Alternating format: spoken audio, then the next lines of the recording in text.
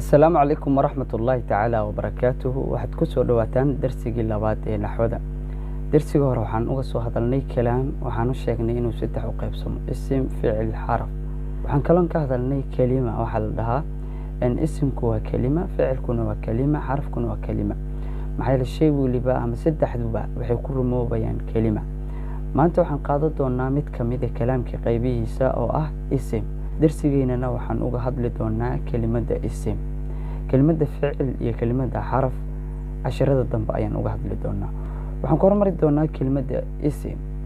waxaan uga hadli doonaa ilaa 5 qodob. qodobka koowaad waa tacriifkii, qodobka labaad waa calaamadii, qodobka saddexaad waa aqsaamtii, qodobka afaraadna waa xukunkii uu qaadanayay, qodobka shanaadna waa tusaalihii. waxaan ku hormari doonaa qodobka koowaad oo ah tacriif. maxaa la dhahaa isim? isim luqa ahaan iyo isdilaax ahaanba, isimka luqad ahaan waxaa lagu dhahaa maa dalla calaa musama, wixii ku tusiya shay magacaaban ayaa loo yaqaanaa isim, waa luqa ahaan. ama isdilaax ahaan waxaa loo yaqaanaa kalimatun dallat calaa macnan fii nafsiha walam taqtarin biaxadi alasminati salaasa. waa kelimad waaye dallad ku tusisa calaa macnan, macno ayay ku tusinaydaa fii nafsiha, nafsadeeda ayayna kaa tusinaydaa, walam takhtarin biaxadi alasminati salaad. lama xariisato saddexdii zaman oo ahaa zaman tegey, zaman socda iyo zaman soo socda. saddexdaba lama xariirsato. waxaan ognahay ficilka intaba waa la xiriirsami doonaa. xarafkuna macno maba ku tusiyaba. muxuu intuu kaa tusinaya? xarafku gooni ahaan macno kuu tusin maayo. macnihiisa wuxuu kaa tusinaya asaga keyrkii, ama ficil ayuu kaa dhex tusin ama isim ayuu kaa dhex tusin. marka muxuu zaman u baahdaaba?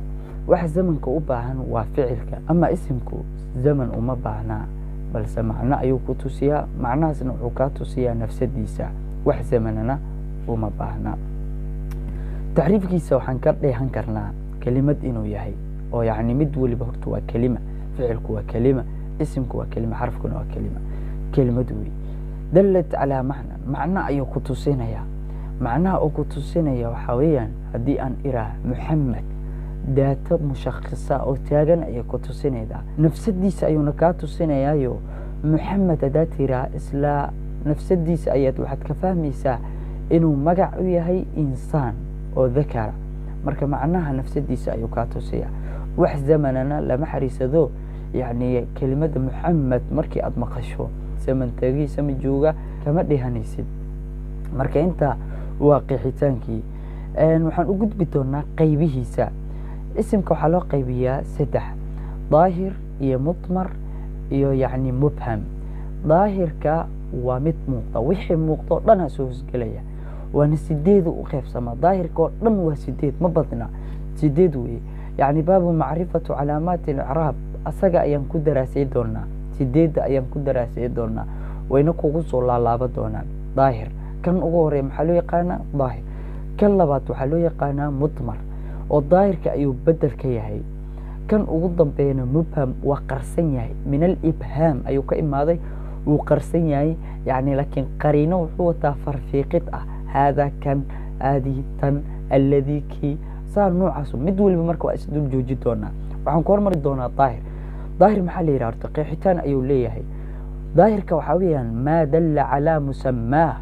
maa dalla waa wixii ku tusiya calaa musamaahu, shayga uu ku magacaaban yahay, bilaa qariinatin, calaamo la-aan ayuu ku tusinayaa. naxw zaydun oo kale, wax calaamaa uma baahna. 8 weeye. waxaa ugu horeeya isim mufrada. 2 u qaybi: isim mufrada oo munsarifa iyo isim mufrada oo maalan yansarifa. kan saddexaad muthanawi. kan afaraad waxaa weeyaan jamcu lmudakar saalim. 5 jamcu lmu'anas saalim. 6 jamcu taksiir munsarifa. 7 jamcu taksiir maalan yansarifa ama gayru munsarifa. waxaa 8 markaa asmaa ulkhamsa. 8 isku dar maxaa loo yaqaanaa? ismun daahirun. waa nooc ka mid a isimka qaybihiisii 3 ahaa. waxaan gudbaynaa mudmarka. mudmarka asiga qeexitaan ayuu leeyahay. waa maa dalla, waa wixii ku tusiya calaa musamaahu, shayga uu ku magacaaban yahay wuxuu kugu tusinayaa biqariinati takalumin, calaamad iska hadal. waa ana iyo naxnu. ana maxay ka hadlay? aniga. naxnuna annaga takallum wey marka asaga qofka asaga iska hadlaya aw biqariinati khitaabin ama qof lala hadlaya calaamad la hadal ayay kugu tusinaydaa sida anta adiga anti gabaryahay adiga antuma labadiina antum adinkaan raggaan meesha fadhiya adinkaan antunna dumar yahow marka maxaa la isku yidhaha intaasna khitaab ayaa la isku yidhaha qariinatu lkhitaab ayuu kugu tusinayaa waa mudmarkii aw biqariinati ghaybatin ama wuxuu kugu tusinayaa calaamad maqnaasho huwa asagii hiya iyadii humaa labadii shaksiyoo maqnaa hum raggii maqnaa hunna dumarkii maqnaa intaasoo la isku daray ana naxnu anta anti antuma antum antunna huwa hiya huma hum hunna ayaa waxaa la isku yidhaha mudmar saddex calaamo ayuuna kugu tusiyaa iska hadal takallum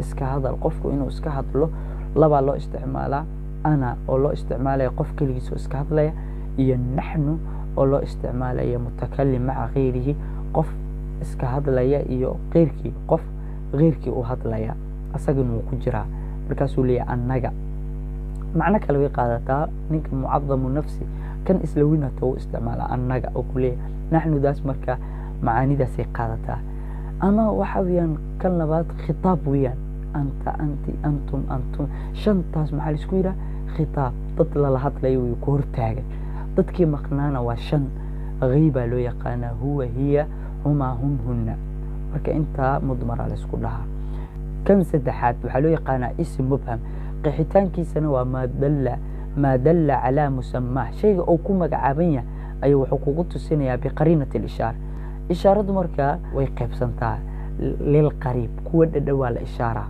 yacni kuwa dhadhow ayaa la ishaarayaa waxaa weeyaan waxaa la iskugu geeyaa ilaa 4 shay ilaa 4 isim ayaa la iskugu geeyaa waxaa ugu horeeya haada lab oo kuu dhow ayaa lagu ishaaraa haada maxaa lagu ishaaraa lab kuu dhow kan ayaa leedahay haadiina dhidi kuu dhow haadihi tan ayaa leedahay laba nin oo kuu dhow maxaa leedahay haadaani labadan laba naag oo kuu dhowna waxaa u isticmaalaysaa haataani labadan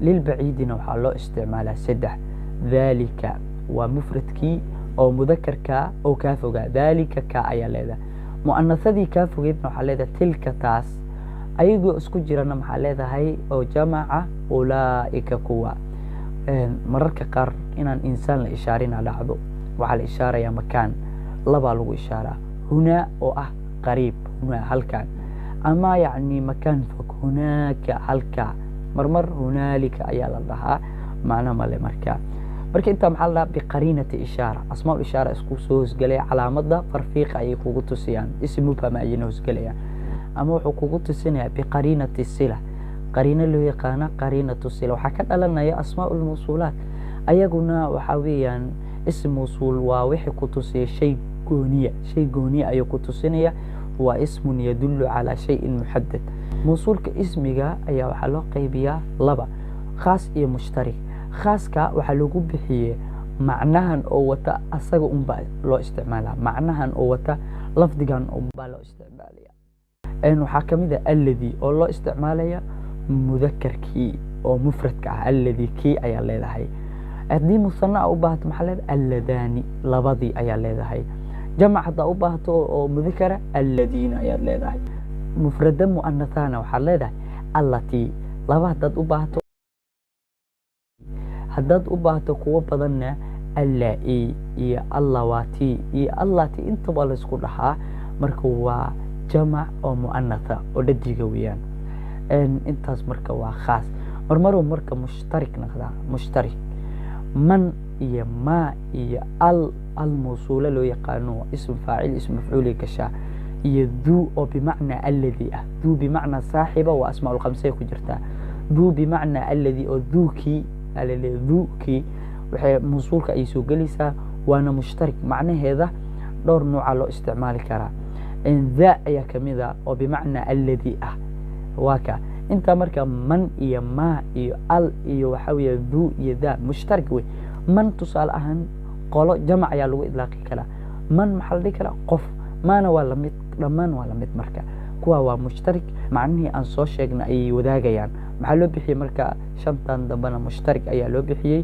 inta kalena waxaa loo yaqaanaa khaas ayagana maxaa weeyaan waxay hoosgalayaan isim mubham ay hoosgalayaan waana biqariinati sila calaamad waxay kugu tusinayaan calaamad asila kan kale waa isim istifhaam asmaa istifhaam maxaa loola imaadaa marka ismun mabniyun waa isim mabniya yu'ta waa lala imaadaa lidalabi iyadoo la dalbayo isaalatu libhaam wixii qarsanaa si loo suuliyo ayaa la dalbayaa maxaa kamid a marka ma maxee ayaa kamid a ayna xaggee ayaa kamid ayna xaggee ayaa kamid kayfa sidee mata goormee anna bimacnaa kayfa wey kam imisa ayaana goortee maada maxeeba ayu midkee waka inta marka maxaa la isku yidhaha asmaa alistifhaam ayaguna waxay isgalayaan isim mubhama dhammaantoodna waxaa weeyaan biqariinati alistifhaam ay kugu tusayaan waxaa laga yaabaa asmaa alistifhaam iyo xuruuf alistifhaam in iskaa kaa qasmaan waxaa jira xuruuf alistifhaam hamsadiya kamid a hal ayaa kamid a kuwa marka kama tirsano asmaa alistifhaam isimna ma soo hoosgelayaan xaraf ayay hoosgeli doonaan insha allah marka intaana waxaa weeyaan asmaa ism mubham oo khulaasaysan marka waa intaa xukunkiisa u gudbayna marka isimka waxaan u qaybinay daahir 8 ayaan ku sheegnay mudmarkiina waan sheegnay waana qeexnay ism mubham saddexda marka laba waa mabni halna waa mu'rab waana ka hadli doonaa waxaan u gudbaynaa qodobka afraad oo ah calaamada lagu garto waa afar waxaa ugu horeeya laba shaqal waxaa ku xiga hoos dhig waxaa ku xiga al waxaa ku xiga xuruuful khafdi labana hore galaan labana gadaalay galaan labada hore gasho waxaa weeyaan xuruuful khafdiga iyo al حروف الخفض ومن إلى عن على في رب الباء والكاف أما لبدا جدال قشنا وحويا ولبا شخلك إيه هوسلك أنت سنو علامات كيسة قضب كشنات وتساليسة مركا ومحمد هذا واسم وحنكون قرتي لبا شخل أي سارن جدال أيون كسارين محمد هدي أطبع أنت بركينا التدريب كليسو صورة هو الله كليسك ساقوا لما مركا كسو صار أسماء ذا كجرتا كنا تطبيقي انت ادفانتي انت اندرس نوعا وكلكو كل من واحد كتغيا السلام عليكم ورحمة الله تعالى وبركاته.